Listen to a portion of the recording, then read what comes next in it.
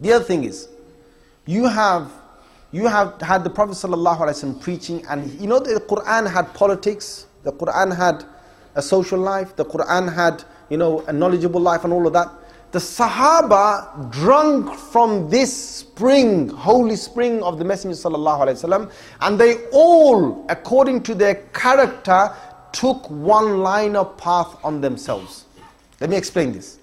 Prophet ﷺ, the fact that he was at the same time the most spiritual individual ever in the history of mankind, at the same time he was the best general of an army in the history of mankind, at the same time he was the best teacher, most humble, with the greatest of knowledge, at the same time he was the best of husbands, that he kept all of his 11 wives happy without any of them having any complaint whatsoever about the Prophet ﷺ. At the same time, he was the best of friends, that he had all the Sahabas believing that he was the closest to each and every one of them. At the same time, Rasulullah ﷺ was leading the prayers. He was going out and meeting. At the same time, he was doing the public relationships with the Jews of Medina, with the Christians of Najran, with the different people, the hypocrites that were there. He was carefully, diplomatically playing the game of trying to, propagate the deen. You will not find this miracle in any other individual again. That's clear cut. Because it's a miracle. How can one man do all of this? How can one man do all of this? But anyway, what happened to the next generation, the Sahaba? The Sahaba clearly couldn't take all of this on in every aspect. So some of them became unique in one thing and some of them became unique in another.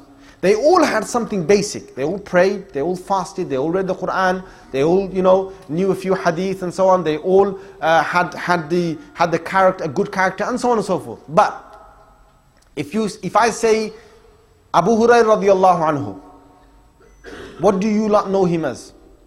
A person who quotes what? Hadith. See, you all know that. He became unique in the reference of hadith.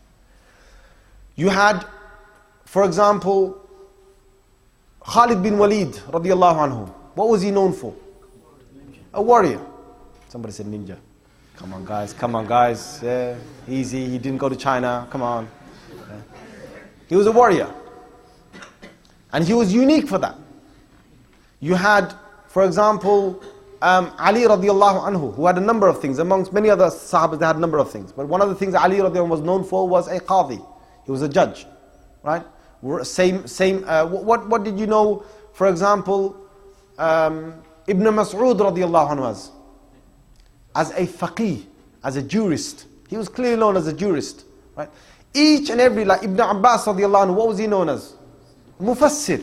He was an interpreter of the Quran. You went to him for tafsir, that's it. You didn't have to go, very far off to find the bed. He knew the Quran better than most of the Sahaba. Right? So each one of these took the different roles. Now when they took that on, the necessity of the deen was there in every one of these fields. People needed to learn the Quran. Abdullah bin Umar and Aisha radiallahu anha and so was doing that. People need to know the tafsir of the Quran. Abdullah bin Abbas was doing that amongst other Sahabas.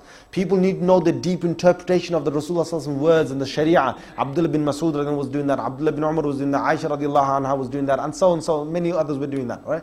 People need to defend the deen from the onslaught of outside. Khalid bin Walid radiallahu anhu, Amr bin al-As radiallahu anhu, many other Sahabas were doing that duty. Right? People needed to know, for example, quotes of hadith, who heard this, and Abu Hurairah was doing that, and so on and so forth.